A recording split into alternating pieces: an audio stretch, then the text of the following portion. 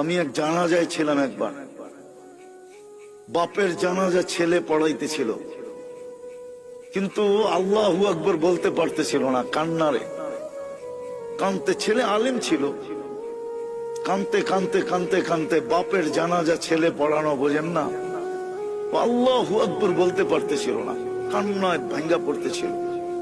একবার বড় কষ্ট করে জোরে আল্লাহু আকবার বলে উঠছে। জানাজা শেষ, আমার মন বলতেছিল যেন বাবা মাফ হয়ে গেছে।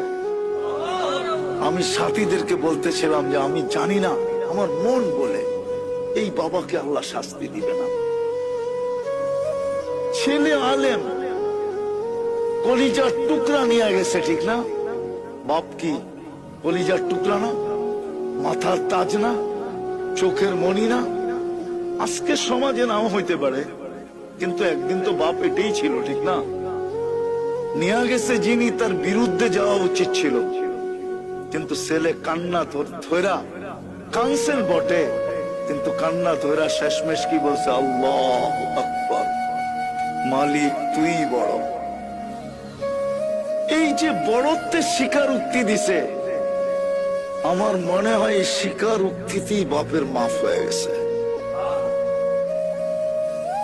এই জন্য দুটা কাজ আমাদের করণীয়, যেখানেই থাকি না কেন, জীবনটাকে গড়েন। গোড়া গেলে পরিচয় পাবো, পরিচিতি পাবো, ইজ্জত পাবো, সম্মান পাবো, স্থান পাবো, জায়গা পাবো। এখন আর টানার সময় নেই, নাহলে আমি আপনাদেরকে টাইনা একটা হাদিস দেখাইতাম, বড় লম্বা হাদিস, সেলুট মিলবে, সেলুট। জীবনটা গড়েন না। দুনিয়ার পটুকল আর কি পটুকল, দুনিয়ার স্বাগত আর কতটুকু স্বাগত, দুনিয়ার সংবর্ধনা আর কতটুকু সংবর্ধনা। কুরআন তো বলে তাতানাজ্জালু আলাইহিমুল মালাইকা, ফেরেশতা আপনাকে গার্ড অফ অনার দিয়া নিতে আসবে। ফেরেশতা আকাশ থেকে আসবে গার্ড অফ অনার দিয়া নেওয়ার জন্য। তাতানাজ্জালু আলাইহিমুল মালাইকা, আয়েশা আশ্বস্ত করবে, আল্লাহ তাখাফু, তোমার ভয় নাই, ওয়ালা তাহজানু, তোমার কোনো চিন্তাও নাই। আমরা কে চিনো? নাহনু আউলিয়াউকুম ফিল হায়াতিদ দুনিয়া ওয়া ফিল আখিরাহ। আমরা জানি দুনিয়াওয়ালারা কবরে রাইখাই চলে আসবে, আর খবর নিবে না।